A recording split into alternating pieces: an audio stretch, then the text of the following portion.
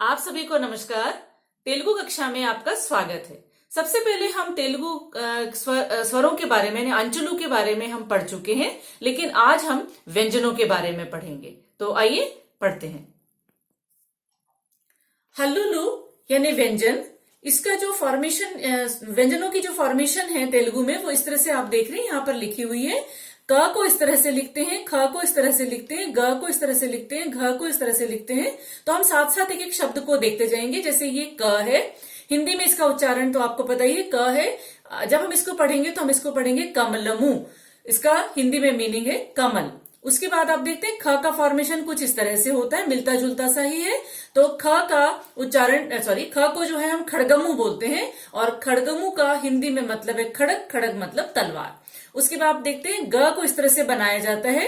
ये हमारा हिंदी का ग है। इसका उच्चारण हम जब हम पढ़ते हैं तो हम इसको गणितम कहते हैं। इसका हिंदी में मीनिंग होता है गणित, जो आपके रूटीन में आप पढ़ते हैं। उसके बाद घ, जिसको कि हम हिंदी में घड़े का बोलते हैं। तो यहां पर देखिए घटमू, घटमू का हिंदी में मीनिंग होता है घड़ा।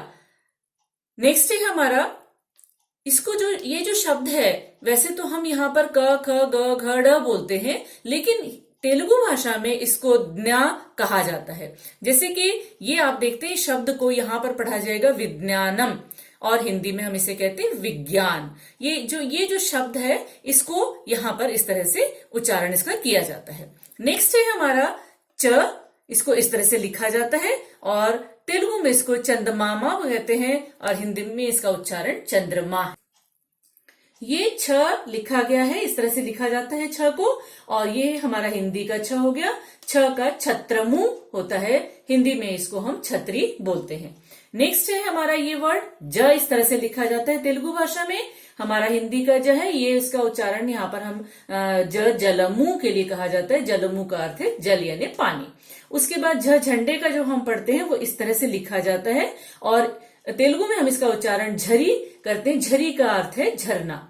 उसके बाद ये जो शब्द है, इसको हम बोलते हैं इणी, और हिंदी में हम इसको इया बोलते हैं। इसको लिखते इस तरह से हैं, और हम हिंदी में भी हम इसको पढ़ते हैं इया खाली। तो यहाँ पर भी इणी जो है वो खाली है। उसके बाद नेक्स्ट हमारा वर्ड है ट, वो इस तरह से तेलुगु में लिखा जाता है। ट का जो तेलुगु में उच्चारण है उसको बोलते हैं हम टमाटा, और हिंदी में हम इसको कहते हैं टमाटर।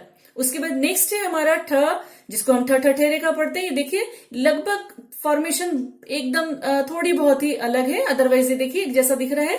तो ये ठ है, जिसको कि हम तेलुगु भाषा में पढ़ते वक्त हम कंठमु बोलते हैं। हिंदी में इसका मतलब है कंठ, कंठ यानी गला। उसके बाद नेक्स्ट है ये ड, ये ड इस तरह से लिखा जाता है, और इसको जब हम कहते हैं, पढ़ते हैं, तो हम कहते हैं डब्बू। डब्बू का मतलब होता है पैसा।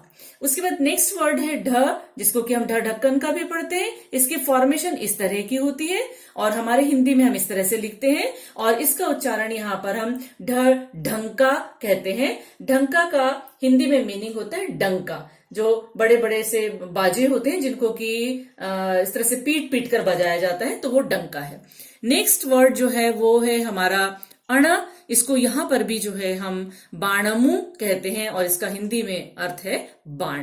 तो इस तरह से हमने सभी व्यंजनों के बारे में देख लिया, और आप सभी इसको अपनी नोटबुक्स में लिख लीजिएगा और याद करिएगा। और कहीं भी अगर आपको दिक्कत हो तो आप कमेंट बॉक्स में जरूर लिखिएगा, और मेरे चैनल को आप लाइक, शेयर और सब्सक्राइब जरूर करें।